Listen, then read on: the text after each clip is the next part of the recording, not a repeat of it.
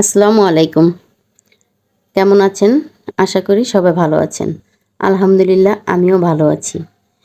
তো আজকে একটা নতুন রেসিপি নিয়ে আসলাম। সেটা হচ্ছে গিয়ে আমি তেঁতুল দিয়ে কই মাছ ভুনা করব। আর সেটা করতে লাগছে হচ্ছে গিয়ে আমার তেঁতুল আর আদা রসুন বাটা, সাথে থাকছে কাঁচামরিচ বাটা, জিরা বাটা এবং কি পেঁয়াজ বাটা। তো এই রেসিপিটা খুবই মজা একটা রেসিপি। আসলে এই রেসিপিটা বানিয়ে গরম ভাতের সাথে খেলে খুবই মজা লাগে। তো আমি যে কই মাছটা ভেজে নিয়েছি হালকা করে। ভাজার পরে আমি এখানে সব কিছু যে মশলাগুলো বেটে রেখেছিলাম সেগুলো দিয়ে ভালো করে কষিয়ে নিলাম।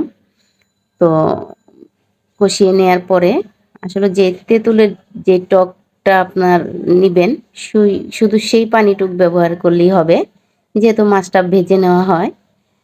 তো সেই তেঁতুলের টকের পানিটুক দিয়েই আমি কই মাছটা ভালো করে ভুনা করব। আর যখন মাছটা ভুনা হয়ে যাবে দেখতেই পাচ্ছেন খুবই কালারটা সুন্দর এসেছে, মাশাআল্লাহ দেখতে খুব সুন্দর, খেতেও খুব সুস্বাদু। তো সবাই ভালো থাকবেন, সুস্থ থাকবেন। আর হচ্ছে গিয়ে বাসায় একবার হলো অবশ্যই ট্রাই করবেন। আল্লাহ হাফেজ।